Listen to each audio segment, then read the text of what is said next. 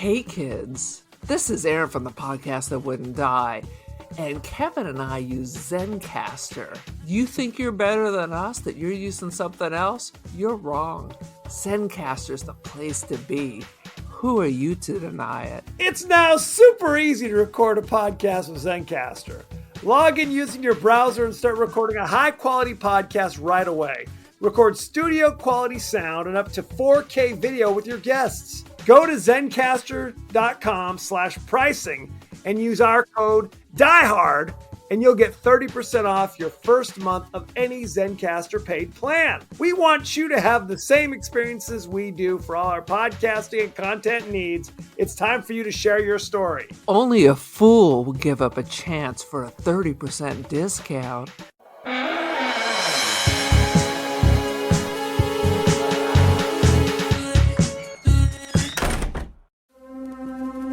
She is seductive.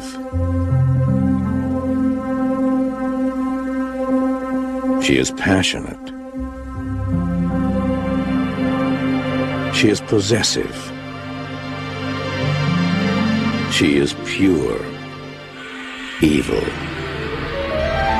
She is Christine. Welcome to the latest episode of the podcast that wouldn't die. I'm your host, Kevin. With me, as always, is Aaron. Hey! This week, we're doing the horror classic John Carpenter's Christine, starring Keith Gordon, who you might remember from Dressed to Kill, Back Is that to Commissioner School. Gordon's son? He is, actually. And I have to tell you, please. I never liked this actor. No, I didn't either. I found him irritating. I thought he kind of ruined Back to School. And I love Back to School. Back to School's great. Except, well, the problem with Back to School. he's the same fucking character. Right. You don't want to play when your dad is Rodney Dangerfield, who's having a ball, and you're the stick in the mud. That sucks. And oftentimes, if you want to branch out even further, oftentimes the stick in the mud is the girlfriend or the wife. You know what I mean? It's like, what? I'm trying to do something special, and you're not helping me. You're not supporting me. If I talk about Back to School, he wasn't really doing something special. He was reliving his childhood. Correct. And his son had no friends, and now he's the life of the fucking party. He's gone in to steal his thunder. And he's succeeding in stealing his thunder. And he succeeded. I love that. Where somebody he had, oh my God, Kurt Vonnegut write his son's paper, and the teacher's like, Kurt, this is nothing. Kurt Vonnegut would know it. This is nothing like Kurt Vonnegut. It bears no comparison. He's like, Vonnegut, you fired. Vonnegut was in that movie. He shows up. I'm Kurt Vonnegut. That's hilarious. Loves me some Back to School. Loves me some Rodney Dangerfield. What was the other movie he was in? Caddyshack. Where his daughter's getting married. Where's daughter? Easy Money. Easy Money. Yes. Oh, Easy Money's another classic. That's Joe Pesci's in that. Time. Yeah. Oh, hell yeah. Hell yeah. He had a run there of a few years. They talked about how our podcasts are so stream of conscious. They just go wherever the hell we want to go. They talked about how when he was in Caddyshack, they would say action and he'd just stand there. And Harold Ramis literally had to say, hey, when I say action, that means it's time to start. And he finally just started running the camera and just said, yo, Rodney, do your bit. And then he understood. So I love it. Good grief. Each week. R.I.P. Rodney. R.I.P. National treasure. Each week on the podcast that wouldn't die, we discuss guilty pleasures and forgotten classics of the horror and sci-fi genre with a comedic twist. Aaron, what you got? What's the latest? I'm just sweating. Yep. I'm in California. It's October. I don't know. It's like 103 or something, and I'm sweating. Partially because I'm wearing a plastic hat because we just did another podcast. And for the viewers, I wanted to appear different. Take off the plastic hat. This is goddamn ridiculous. It kind of looks good though. I bought this at IKEA because I really needed it, and then it's been sitting in here for like a year. I have to say, I like a Did good you like bucket the hat. hat? I like, well, Dude, in general, I don't know about the IKEA hat specifically, but Trey Fancy. in general, I like a good bucket hat. That's all I'm saying. I will say if I'm feeling jaunty, I'll flip up the brim in the front. Like this. There we Let's see go. it. Hear that crunching? And now you're Gilligan. First of all, how dare you? Bob Denver, also a national treasure. Sweet Jesus. No, I've become Mr. Hat as I've lost my hair. Now let me say this, and I'm sure I've What said are this you gonna do before. with those Irish caps? And then you gotta smoke a pipe and drive a convertible. When's that rolling down? It's coming. It's coming. No, Get a restored MG, yes, cruise around a over to Carmagia. school. Yeah, 100%. Carmagia. This is the thing. Look, I wear my hat to protect my scalp from the sun. I'm not putting sunblock on my hair. On my hair. There's no hair there. On my bare scalp. Okay. I do not wear a hat indoors. I'm not Ron Howard. I'm not one of those dudes who's like I wear a baseball cap no matter what the occasion. That's not me. I'm You're fashionable. not like the dude on 90 Day Fiance who has a hat that he sleeps in because he doesn't want anyone to see him with his bald head. Yeah, that's not me. It's a simpler life when you lose your hair. It's a simpler life. That's all I'm saying. You just have to embrace it. Just have to embrace Well, it. how come you haven't whacked it all the way down like Tucci style? Because that's work. That's what Oh, I don't like to shave I my got you. face. Okay, now I'm shaving the back of my head. What are we crazy? Please. Have we all lost our minds? Gotcha. See what I I'm don't saying? even like shaving my legs, so I feel your No pain. way. No way. I used to have just a goatee, and then eventually I'm just like, why? Why? Why bother? I can shave my neck so I don't look like a homeless person, and that takes me 5 minutes. I'm going to go.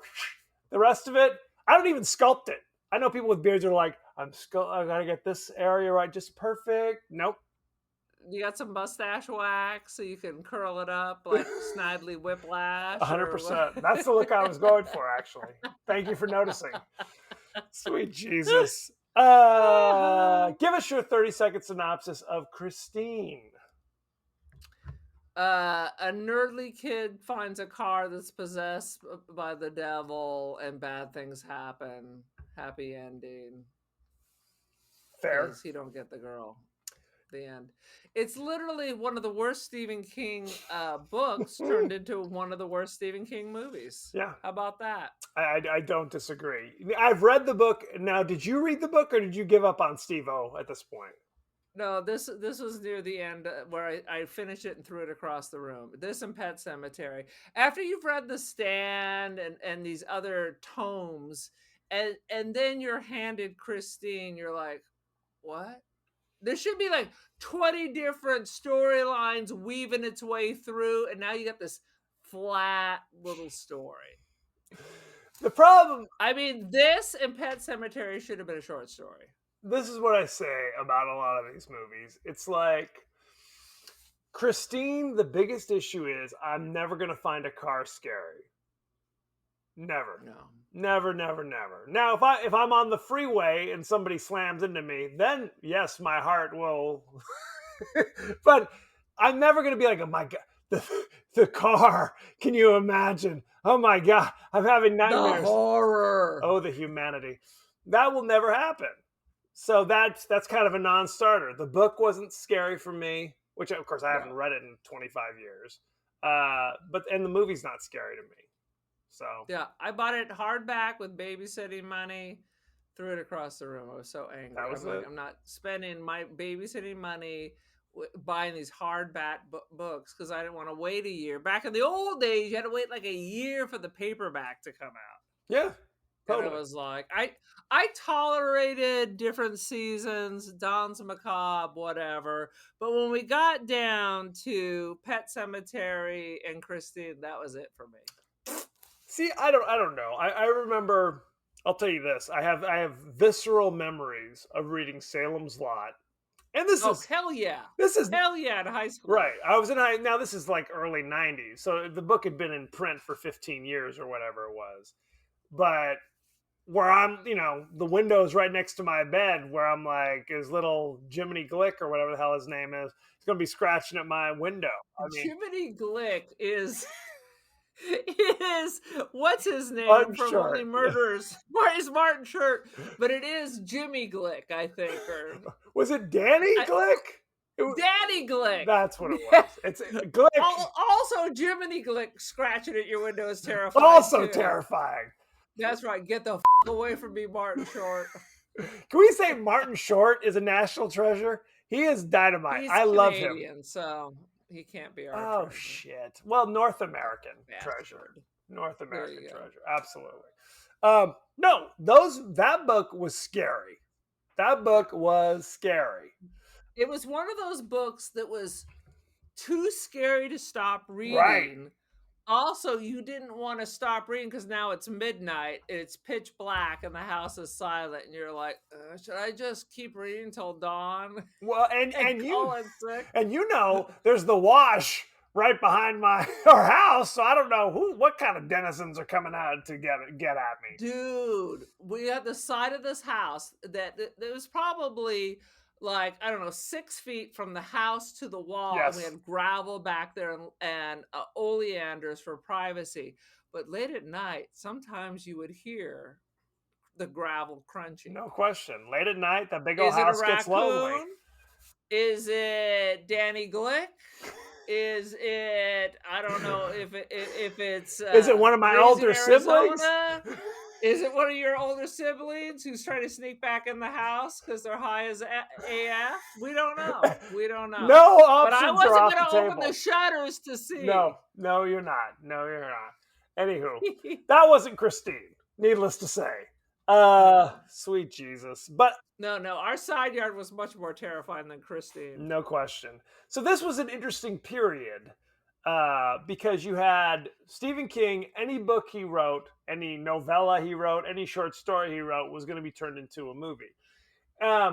He could sign a bill and they would have turned it into a movie. Yes. They said his grocery list became a movie at one point. For real. That was the Langoliers, I think. Oh, God. Made for TV movie, but a movie nonetheless. But and then John Carpenter, this is an interesting time for him because he was trying to make a move from kind of the independent filmmaker who did Halloween to being like a studio guy, making big budget Hollywood things. And this was one of his swings. And honestly, most of them were kind of crappy in my opinion. Sorry, We call John. it a swing and a miss. A swing and a miss. Now, let me say this. Crappy or not, they just weren't financially successful generally. And that kind of drove him back to being an independent filmmaker. But that's neither here nor there.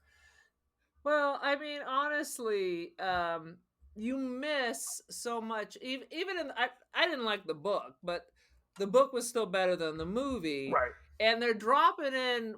You're missing the whole point that the kid is becoming like the guy who previously owned Right. it. And you miss all that because it's not in the book. You see him saying weird things, but it doesn't really explain why. He's becoming like possessed. He's becoming the old cranky dude who I don't know how he lived to a ripe old age, lived long enough to kill himself because he became an adult. It seems like this guy gets his car and in 5 minutes he's already killed half the town and everybody hates him. Well, what? Okay, let's just jump right in because when the movie starts, as it's coming off the assembly line in the 50s or whatever it was, Right. was It's already just a evil. bad car. Right, it was bad Is to it? the bone. It was, Bad to the bone. Is it a lemon? Is that what it is? If your car is possessed, do the lemon laws apply? that's a question, right? Get Ralph Nader over here. Figure this stuff What does the out. Carfax say? Possession. 50 murders attributed, Right. possibly Sumerian devil god lives inside the engine. But that's the thing. There's never in the movie, and it's been 25 years since I read the book. There's never in the movie where they say, here's why the car is evil. There's nothing about that. Just that, the previous owner, his daughter died, Was his a wife died. son of a bitch. He was The previous owner lived long enough to have a child. correct. to get married, to have a child, and then live for like another 20 years or whatever. Because I guess he died Yes. fairly recently, right? Yes. Suicide. Suicide. It was carbon monoxide poisoning. Yeah. Oh. So maybe he broke up with his car or something. Maybe. It's a question.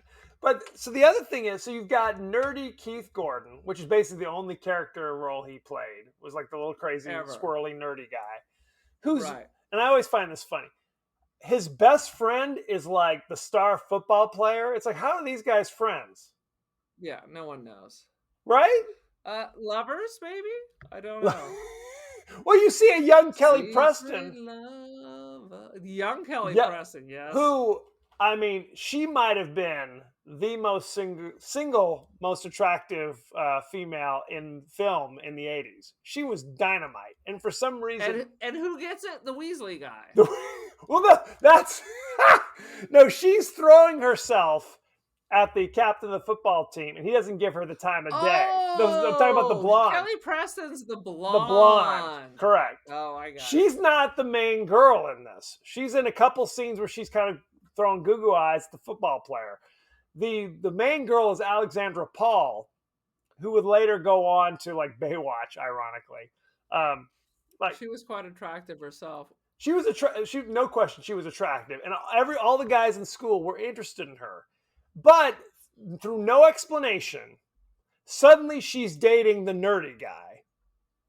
And suddenly the nerdy guy is like a little bit more fancy, I guess. I don't know if he's becoming a greaser or something, what the story is with him. Is he a Soch or... Well, because there was no... Okay, I'm jumping all over the place. He finds the car.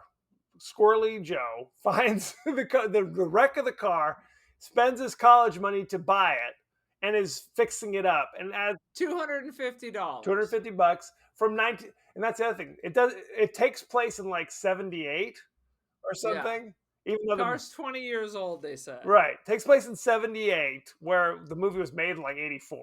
So I don't know what the what the significance it had to be 78 was, but who's to say?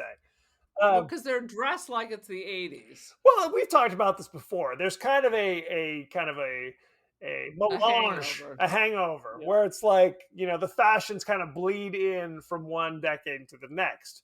So who the hell knows? As he's refurbishing the car, I guess we're supposed to think that he is becoming more interesting and charming and handsome, right? He doesn't wear his glasses anymore. How about he refinished this car out of stuff from a dumpster? Mm-hmm.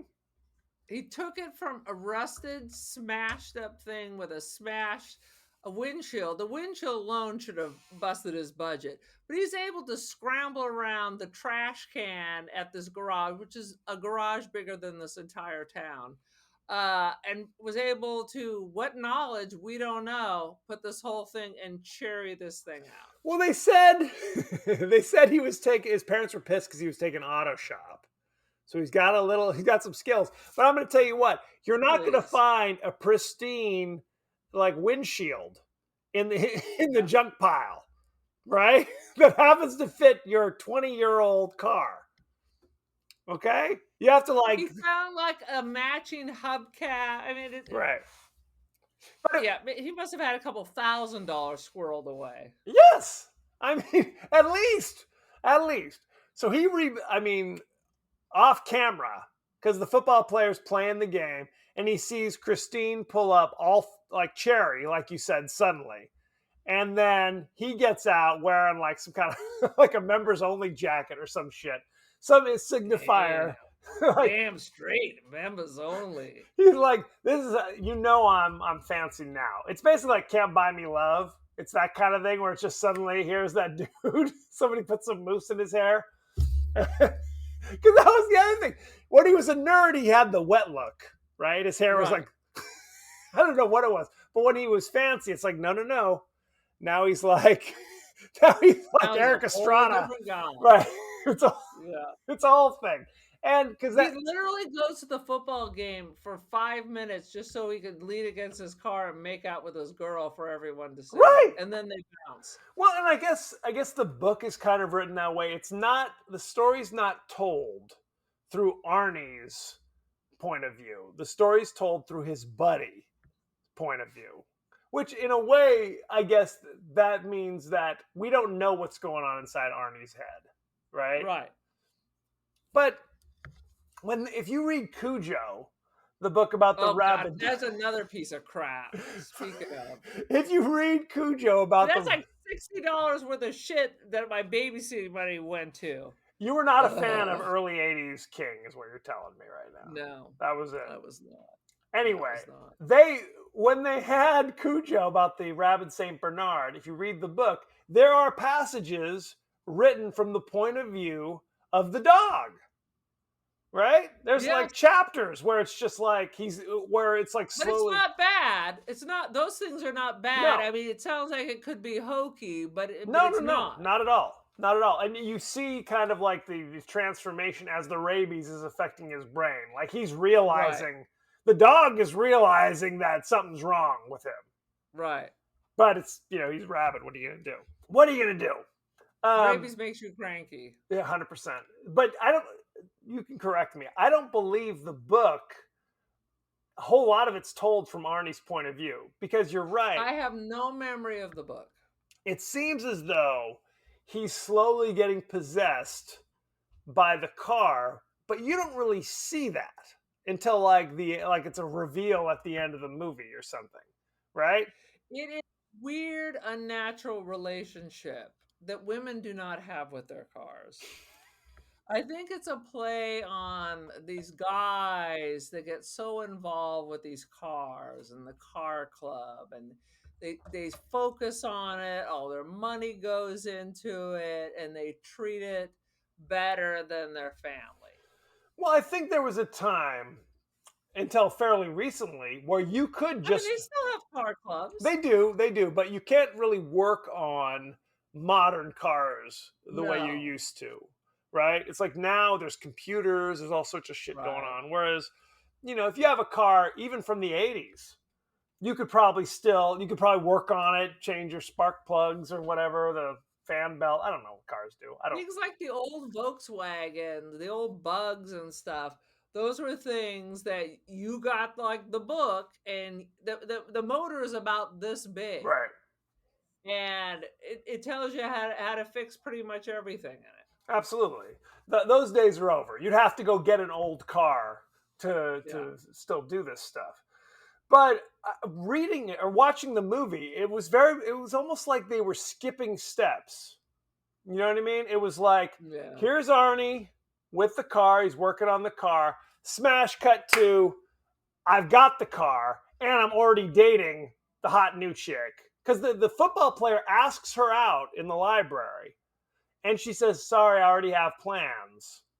And then, ha ha. Right. She's got plans with freaking Four Eyes, Greasy Joe, who. And how come he doesn't know that? Right. They're such good friends. They hang out all the time, but he doesn't even know that? Or is he. How good a friend is he? He doesn't know what his friends That's do. A question. I think we're supposed to think that they haven't seen each other a lot lately, because of all the time he's spending working on the car.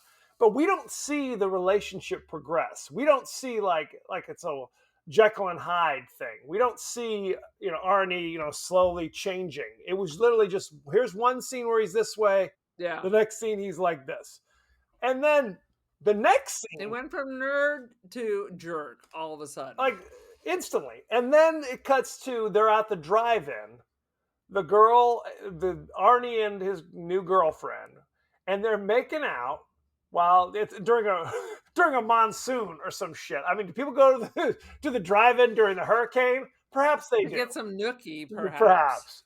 And they're making out. He's going for the boob. Zoom in. She's grabbing his unit, and then Mia's like, "I'm out. Can't do it." And then she says, and evidently she's like, I can't do it because I hate your car. You love your car more than me. Your car makes me angry. Right. Yeah. Again. I'm not touching your moon unit in this vehicle. 100%. And again, we don't see any of this, right? We don't see this, like, the buildup of their relationship. Now they're exclusive. They're giving each other handies in the we drive in. We don't see that progression, right? Instead, it's like first date to now we're in the drive-in, and I'm already pissed at you because of how much time you're spending on the car. Like we never Right. see her being neglected, right? Yeah. Yeah, and there's this weird thing. One, the car is jealous. The Yes, car gets jealous in Hannah. So we were talking about the previous owner whose daughter died. correct. Do we think that the car killed her? Yes, And then the car killed him and made it look like a suicide. I mean that's definitely possible because when we first meet the car, for no reason, the hood slams down and chops that dude's fingers off.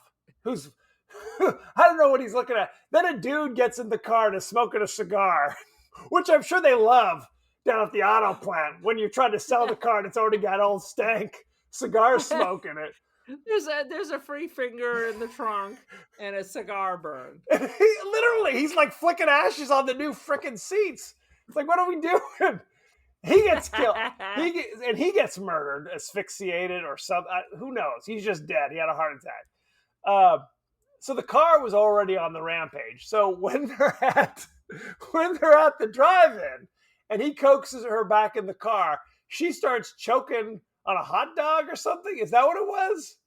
Is that what they're calling it these days? Yes. Who knows what she's choking on? But she almost died. And he can't open the window, and then like a stranger. Loving these old movies. Somebody always grabs someone to do the Heimlich. You get your hands off of her! I'm coming to get you, fella. So bizarre. Nobody knows what they're doing. I mean, in all honesty, if she's really choking in the car, somebody walking by during the frickin' cyclone is not going to notice Exactly. somebody's choking. And if this isn't like their other friend, Billy, or something, hey, I was just coming by to say hello. It's a rando who has no lines, opens the car, pulls her out into the rain, and gives her the Heimlich and saves her life. And then we never see him. You would think your boyfriend could have maybe walked to the other side of the car Can't and do tried it. that door, but no, Can't be bothered. Can't be can't be bothered. bothered. And that's the end of their You're relationship. too needy with your choking and dying. With your choking. Can't you just handle yourself? Can you just do that? None of your biz. Can you, No more popcorn for you. can you quit choking on a hot dog, as the kids call it? Oh, sweet Jesus. We haven't even talked about how at the beginning of the movie, Arnie is being bullied by these three. One of them's a 40-year-old? That dude is. It's literally freaking the lead singer from Whitesnake with huge And like the cast of Grease. it was this huge pork chop sideburns and long like Kip Winger hair, basically. And he had wrinkles. The dude was old. He was an old freaking man with like a switchblade. A switchblade. Now look, people are bullied from time to time. When I was in high school, people were bullied. I don't know how many of them were bullied by switchblade. That's a whole nother level. Or by 40-year-old men who are still in high school. Correct.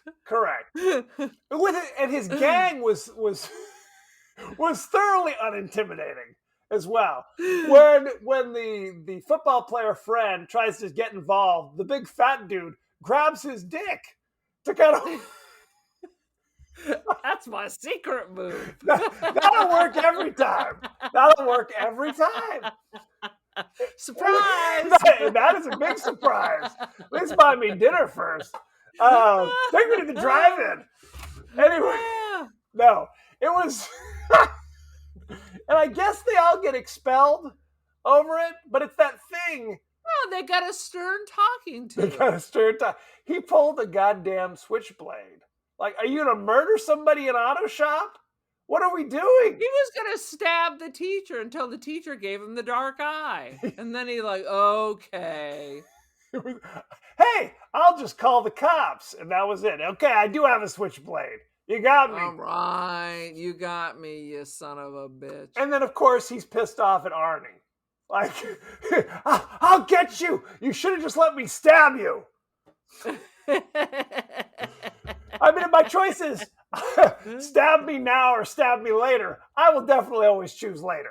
If I'm being honest, if you gave me some truth serum, that's the conclusion I would come to. Oh, sweet Jesus. Anything else about Christine you want to talk about? I remember they used the high school thing, TTFN. Do you remember that? Yes. Well, and luckily they explain what it for means, now. right? That was Kelly Preston. She says TTFN. That was a thing. How about when they're bullying the greaser dude and they stab his lunch with the switchblade and white liquid pour? What's he having for lunch? The mom talked What about the hell? It's all just white liquid pouring out of his lunch bag. What is it. A it? jar of semen? Who's to say? Jar of semen. As one carried. Well, protein diets, you know. Well, the mom, his overbearing mother, said, "Hey, I packed your lunch. It is chock full of yogurt. So make sure you find a fucking refrigerator on campus at some point, so you don't get something." Did she ladle up the paper bag with yogurt? Because I didn't see like a thermos, because that knife just sliced right through the bag. Right through it, 100%. Yeah, in fact, tomorrow for my lunch, I'm just going to put yogurt in a paper bag. That seems the best. No container, just ladle it right in the bag. That's all you need. And I will eat it with my switchblade in front of my class. 100%. Like a pirate. 100%. That's the only way to do it. God damn this movie. It's so ridiculous. Oh, that no one likes my car. Is it the car or is it you? Is it you? Because he doesn't seem to have any other friends. Even the football players' other friends hate Arnie. Right? Everybody, even other nerds, are messing with Arnie. So I can't explain it. It makes no sense. So, good Lord. What makes no sense is my writing. I have the tiniest something has the biggest something. The tiniest something has the biggest something? It's like Wheel of Fortune. I have no idea what the answer to your riddle is, oh Sphinx. The tiniest tour has the biggest gazongle. Guys, you can play at home. See if you can decipher the ramblings of an insane person. I wanted to know why the car, if it can kill people when it wants to, yes, and refurbish itself magically, why does it wait to be totally destroyed? Why doesn't it just kill the people that are trying to destroy him at that time? That's a good question. Because you're right. Because what is it? The bullies are pissed off, so they go and wreck his car, essentially. And I literally wrote down, these bullies really hate him. Because these kids are mean. We can't murder you on school campus. So we're gonna perpetrate thousands of dollars worth of damage to your car just because you're a nerd. And take a dumper on your car. They did. They dropped a deuce on the hood of the car, which is not easy to do. Let me tell you. None of them seem very athletically inclined. So then the car goes on the warpath and kills the fat kid by squishing him. And we see Harry Dean Stanton, well, we didn't even mention, is in this as the police officers try to solve the murder. I kind of like the way they killed the sweatshirted kid, because he thought he was safe because the car is slightly wider than this little strange alcove. Like a loading dock of some sort is what it looked like. Something. But then they just accelerate and just scrapes the sides off of the car until it's like... Not just, like literally the car like crunches in to get to him. Like it's like literally like being squished through like a funnel or something to get exactly. to him. I mean, it was honestly the car effects of the car squishing in there to get at him, and when it repairs itself, kind of pops back into shape. All that was top drawer. All that stuff was really cool looking, the way they did that stuff. I wrote down because I decided that the car is actually the puzzle box that releases the Cenobites. 100%.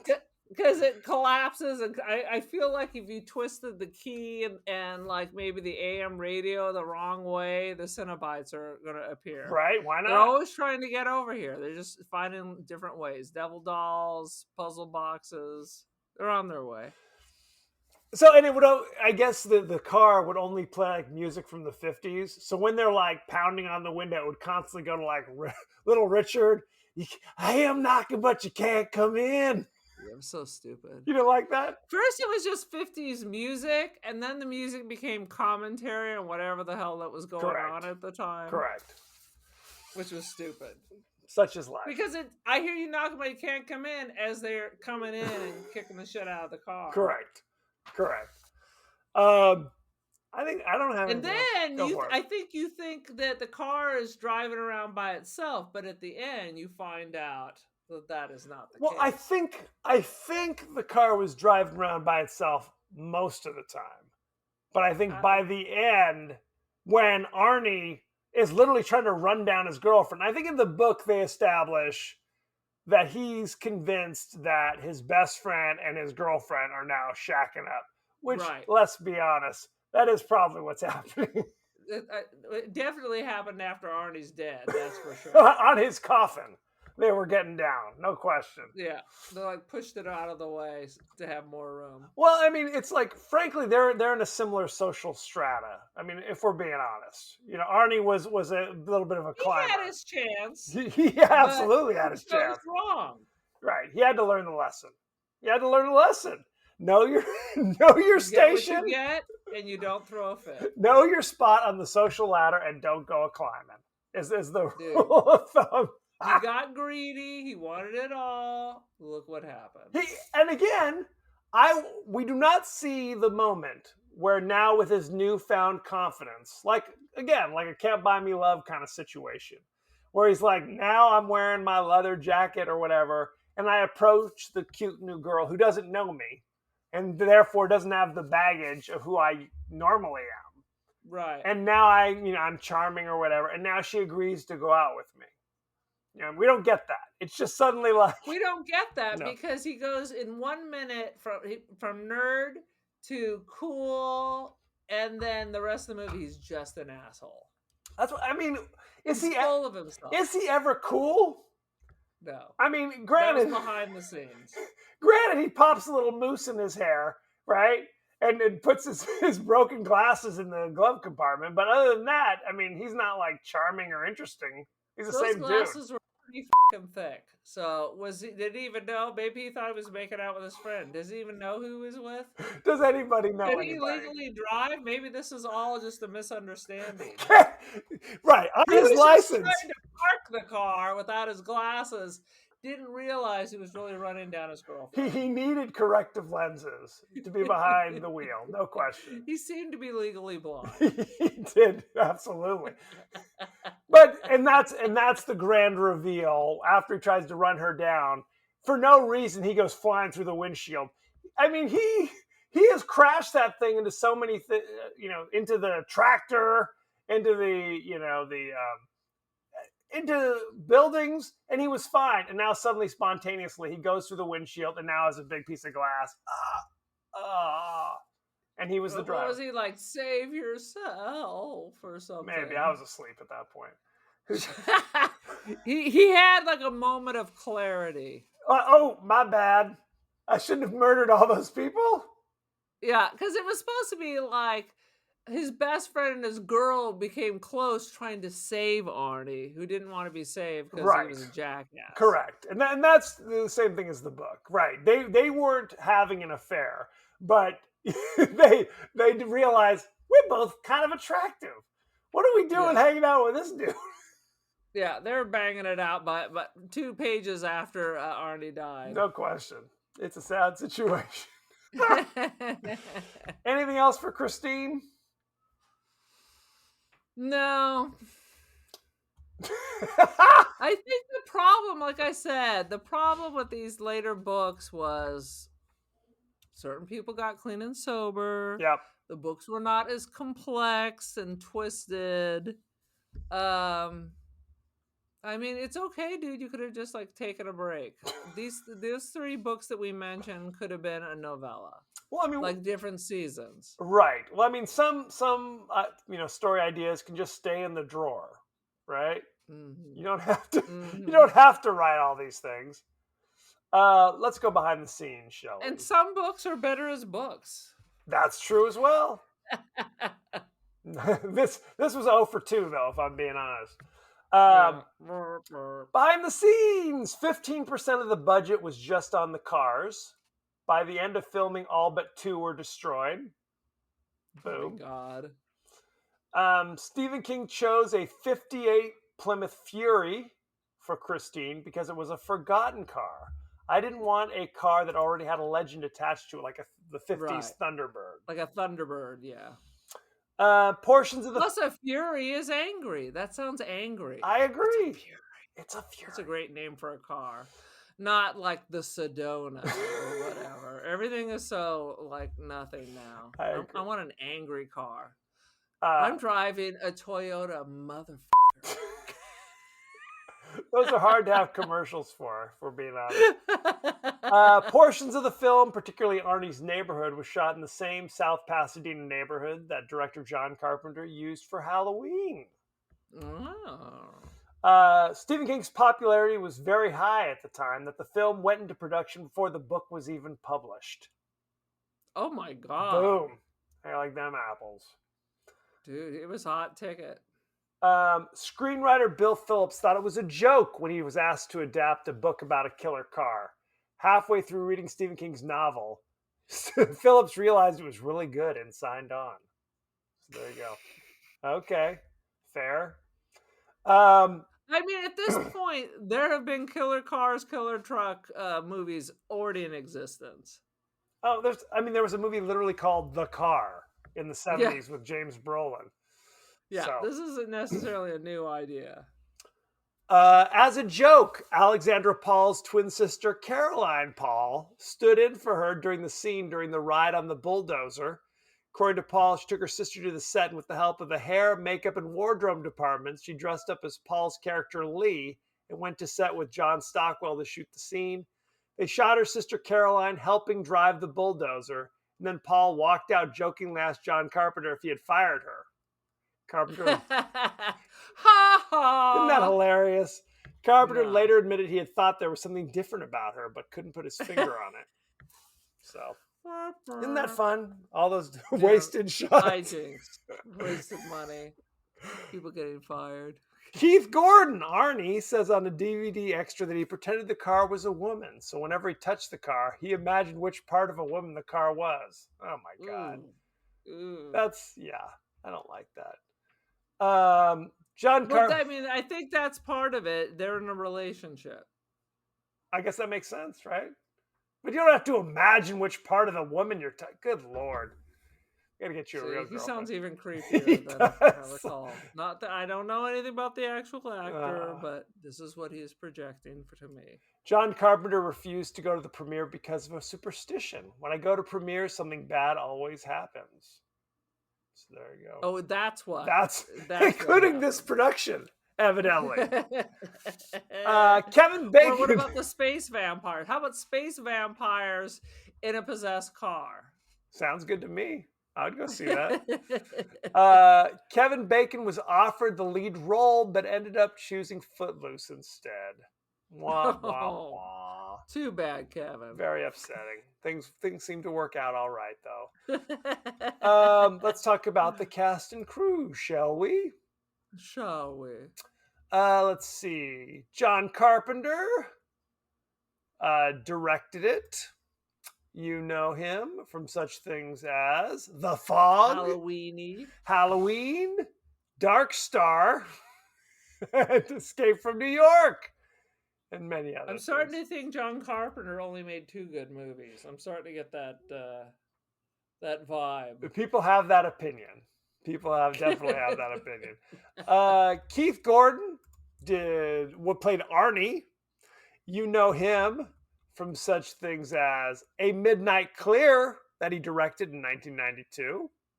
Wait a minute. Is that the one about the Christmas truce in World War I? I believe that's correct.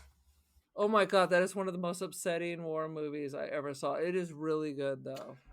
Waking the Dead, he directed in 2000. He directed Mother Night in 1996. Unfamiliar. And 4 episodes of Fargo, the TV series. directed. Huh. I never watched the series. Have you watched the Fargo series? I enjoyed the first season or two, but it's really dark. It's Oh, okay. really dark. Let's see. I'm going to talk about his acting because that's more what I'm interested in anyway. He was in Jaws 2. He was in All That Jazz. He was in Dressed to Kill. Oh my God. Was he the younger self in All That Jazz? Yep. He was young. What's his name? Young Joe. But what's the Young Joe. who's the director? Oh, it's the guy. It's the choreographer. The choreographer. What the? Good lord! It was Roy Scheider.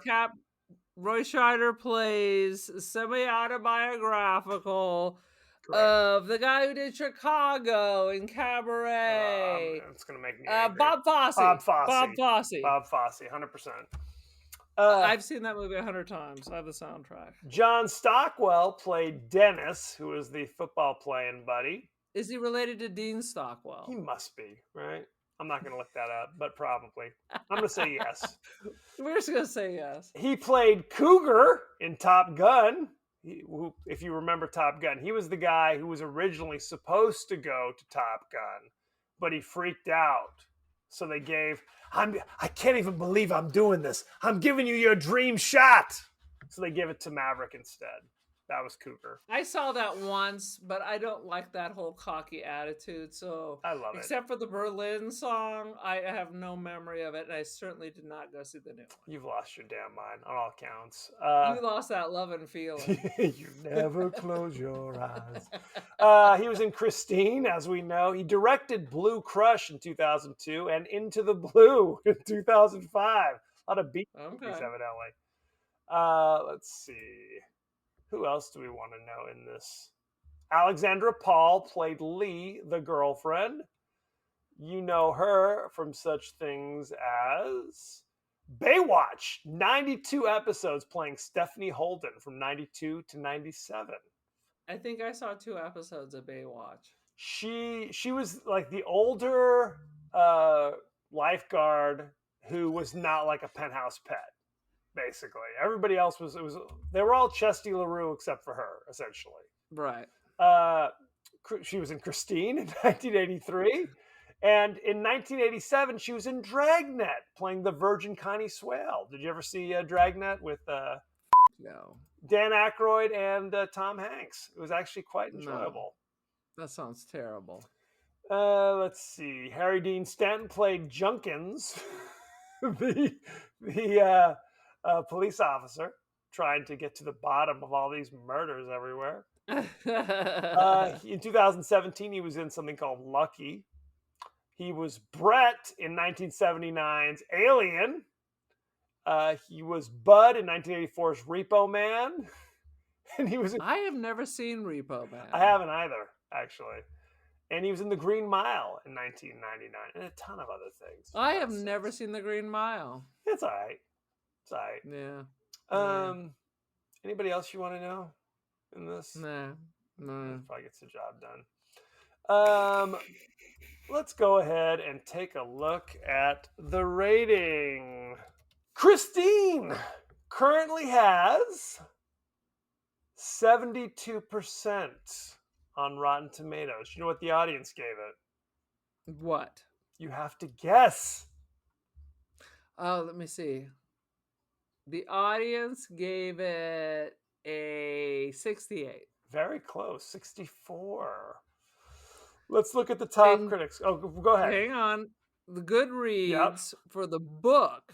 Lay it on me. Based on 247,000 ratings and 5,600 reviews. It's a 3.85 out of 5. Okay. Not terrible. Not terrible. Not terrible. Fair enough. Let's look at the top critics. Peter Bradshaw from The Guardian. Christine is a perfectly enjoyable tale of the macabre, which can be read as a satirical parable of that particularly male kind of arrested development, which manifests itself in car obsession. 4 out of 5. Boom. Roger Ebert of the Chicago Sun-Times says, this is the kind of movie where you walk out with a silly grin, get in your car, and lay rubber halfway down the Eisenhower. 3 out of 4. Is it? I guess. Is it? You just wanted to say something car related? Is that basically it? Could be. Janet Maslin of the New York Times. Only a moderately engrossing film. 2 out of 5. Boom. What is your rating? Yeah. I'm not even going to talk about the book because I read it in high school. We don't remember. So, it's I remember it being better than this, and I'm going to give this 2.5. Better take some no-dos to stay awake for this bullshit. No-dos don't help. Well, I guess no-dos do help you go to sleep. I feel like 2.5 out of 5 is good. I think that's right where I'm at. It's fine. It's non-offensive. It's fine if you have no taste. It's not right. And if you don't really need a story that's intriguing or compelling. It's not everyone needs that. There's a lot of stupid people in the world. Okay. This is what I will say.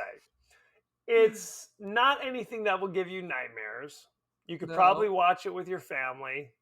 At Christmas with your grandmother. Watch with you, no question. It's just kind of whatever. It's whatever. Yeah. It's not particularly violent or gory. Not particularly scary.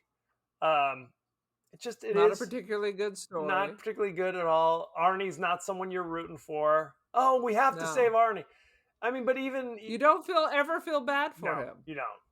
You know, and it's kind of a thing when you are playing kind of these nerdy roles. You want to play it in a way where the bad guys seem really bad, like you know what I mean? Where it's like you are somebody that people would be pulling for. Not where they're like hoping to get your ass. Give him another one for me. You don't want that kind of reaction. So. And he is either a simpering victim who won't stand up to himself, or he's a monster. Never is he likable. Correct. 100%. Any last thoughts on Christine? Yeah. Don't go see it. Boom. Boom. There's 1,000 bullshit Cars Coming to Life movies. I don't know. Maximum They're all bullshit. Overdrive. But go watch Maximum Overdrive. At least that's got some weird shit to make fun of. 100%. 100%. So, thank you very much. We're all across social media. We're on Facebook, X, Blue Sky, Threads, TikTok, Instagram. You could be watching us on YouTube this very moment. Don't forget to... We're international stars. 100%. You can also email us at the podcast that wouldn't die at Gmail. We're on Apple Podcasts, Spotify, anywhere the finer podcasts are available. So don't forget to like, share, rate, and review. Won't you? Won't you please? Aaron, what is your social media situation? I'm on the gram. I am the cult of Aaron. Join the cult. Boom! Do yourself a favor. Boom chakalaka. Boom chakalaka. Everything okay? I startled myself. It must have been a paranormal experience. It was scarier than this movie, that's for sure. It was a bone tomahawk. The troglodyte bee is coming through the door. Things happen. Things happen. As you know, we like to include the questions, comments from our friends across the interwebs. Let's take a look, shall we? Commenting about our movie It's Still Alive. Is that what it was called? It's alive. It's still alive. It lives again. It's the baby who couldn't die, just like the podcast. Commenting on It's Still Alive or It Lives Again. I don't remember. Convict yada yada yada commented, that shite actually made me jump. It's baby Jason. That's his origin story, the Cult of Thorn. Jason's not Cult of Thorn. That's Michael Myers. Oh, damn it. That's Michael Myers. I'm very upset with you now. So, thank you, Convict. It's all the same shit. Next week, we're going back to the Italian cinema. Dario Argento's classic Deep Red, or say it in Italian. Profondo Rosso. There it is. Aye. So we actually talked about this show on our old B Movie Club on YouTube, but we're going back It's to classico. we're going back to the well. Just get a few more buckets full. So Another sip from the Argento well. no question, it's a good well. No question. Where can you watch it? You can watch it on AMC Plus, Hoopla, Ooh. Vudu, Criterion, Canopy, Shudder, Pluto TV, Fandor, Arrow Video, Plex. It just goes What on the and on. You're just making shit up Could now. be. I've never heard of half these things. Flix Fling. It's all right there. Flex Fling, Hodor, what? Any of those things would be good for you. So check it out. Send in your favorite scenes, favorite quotes, comments, and questions, and we may talk about it on the show. So thank you very much, and be well. Be well, my friends.